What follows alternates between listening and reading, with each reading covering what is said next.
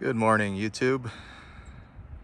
Wanted to do a video here of it's pretty much the first camping trip of the spring. I am at Bluewater Lake. This is right outside Grants, New Mexico. Zoom in.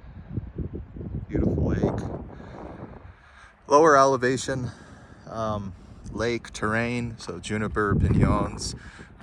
It's still early. It's the very beginning of May, so I meant to go out in April and I haven't had time. I went out again in January or February, but that was just for one night, so I didn't want to capture a video on that. So in full motion here, ready for camping for the spring, the summer, the fall. The camper is de-winterized, so just wanted to capture a video here of just my normal setup. I'll talk about the camper first. So nothing new on the outside. I did a couple things on the inside that I'll talk about with you guys here. So I am a bit unlevel, so I need to get I need to get some leveling blocks. Forgive me, the generator's running. I'm charging my power station. So I have these, they're not even designed for this, but they're actually for leveling the camper, the feet of the camper, but they work. You can see that one. So again, sorry the generator's running. Kind of show you guys. So you can see it's if it wasn't on those blocks, it would be maybe 10 degrees off. Yeah, about 10 degrees. So I dug a shallow hole on the tires to get it to come over on this side, and then I just used those blocks. Get away from this generator. So the generator was acting a little funky. That thing just is very sensitive. It just does not like to be on unlevel ground or any excess vibration. It shuts off. But I need to get a better table for that. That table is really old and cheap, and I've had it forever, and it's not stable, because I had it over here, but it wasn't completely level and it just wasn't running right. Kind of go down to the lake here a little bit, because it's a really in terms of the campground, it's a nice campground. All the spots are relatively the same size, pretty private. I'm at I think it's Piñon Cliffs. The electric sites are back over there, it's kind of cool, because then you're up higher and you have a view of the water. But I wanted to be a little close to the water, so right now they're very lenient as far as the rangers with taking whatever site that I wanted. You could actually, there's wild horses over here. There was one here this morning. You could barely see it over there in the background. It's just grazing. It's a girl. But I've heard that in this area that there's wild horses. There's a canyon over here where I'm going to hike down today with a dog. And it looks like there's a horse trail down there. So we're going to have to be on the lookout so we don't get trampled. I didn't bring my Cabela's table for this. I knew there were going to be tables here, that's why I didn't. So this is fine. Nothing new there. Let's see. Let's go to the inside here.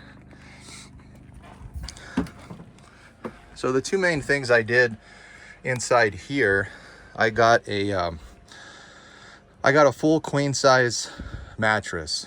I'm not that tall. I'm almost 6 feet, but it's not so much that I needed that extra length, but it is in terms of the crown.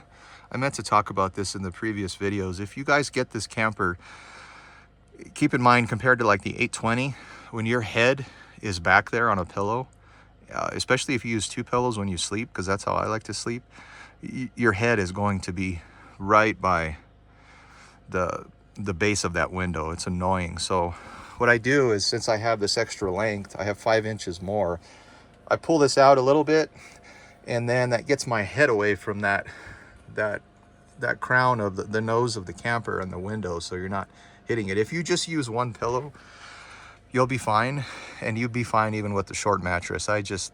This is just my preference.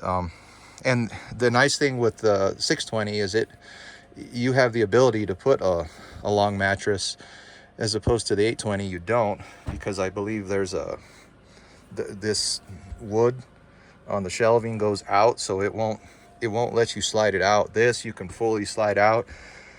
I could even extend it more if I wanted to. I still have the Froley system on there. Same mattress, it's just a cheap mattress from Amazon. It's 5 inches thick. It's like a $200 mattress. Before I forget, so if you guys are in the market to get a 620, definitely get the 24 models. And the main reason that I would is that window, they made it operational like the 820s. So you could open it, and I also believe it's larger.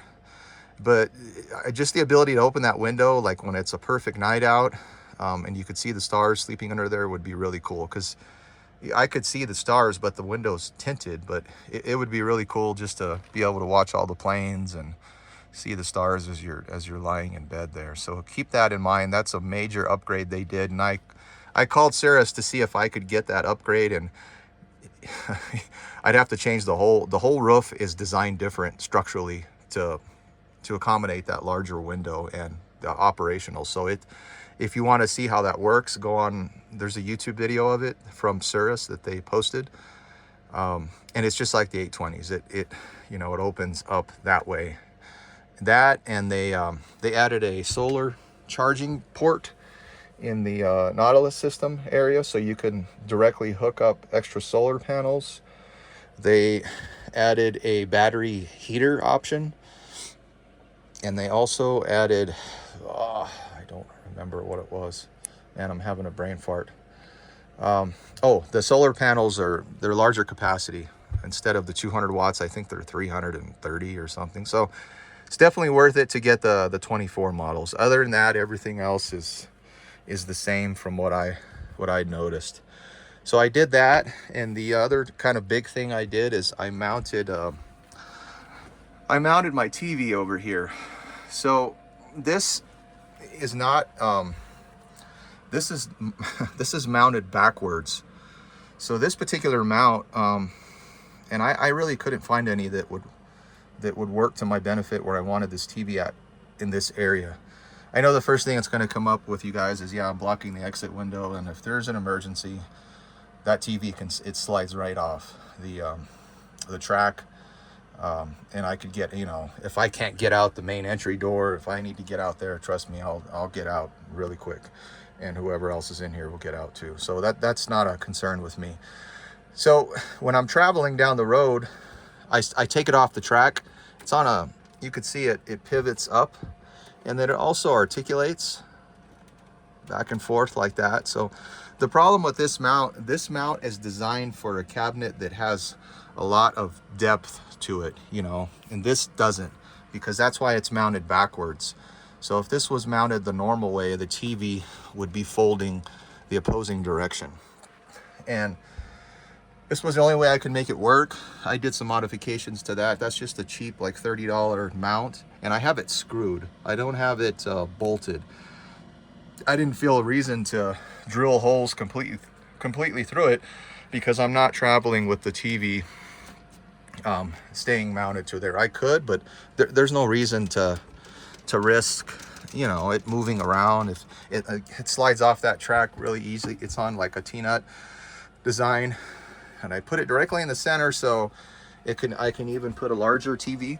This TV is an older TV. This was actually my grandmother's that she gave my mom, but this was my grandmother had this in her room when she was in hospice, so there's a little bit of a memory of her with me with this TV. But I can put I got plenty of room to get a wider one, or a larger one per se, and the newer ones are going to be a lot lighter too, but this is fine. And as far as the way that I'm watching a movie, hang on, bear with me here. So this, I'm using just standard AC power to watch it.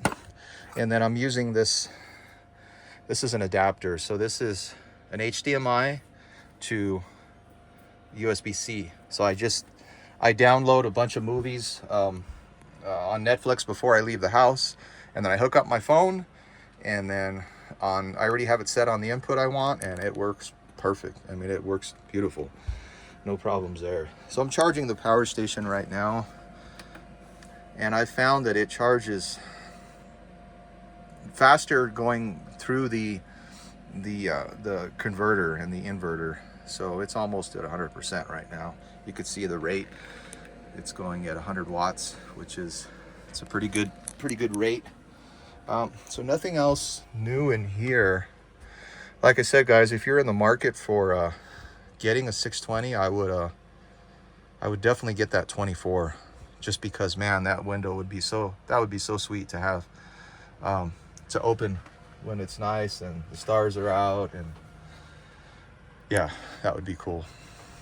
So you probably noticed there's this tape everywhere. So I took it to Camping World in early January to drop it off for repairs, and they said they could initially take the camper, and then it turns out they can't because they don't have a contract with Cirrus. So it became a big pain in the butt. So now I'm having to wait to take it to another dealer. So keep that in mind. If you get a Cirrus, be sure that you have a dealer somewhat close by wherever you live in the country that can do the repairs, because it doesn't matter what camper you get, guys, you're gonna have little things. It doesn't even matter if you got an Airstream or whatever it may be. There's gonna be, because it's not so much the camper, it's that they're using the same products. For example, the windows, the blinds, the windows, the refrigerator, the toilets, all those things, the hardware, it's stuff like that. It's not so much the original OEM design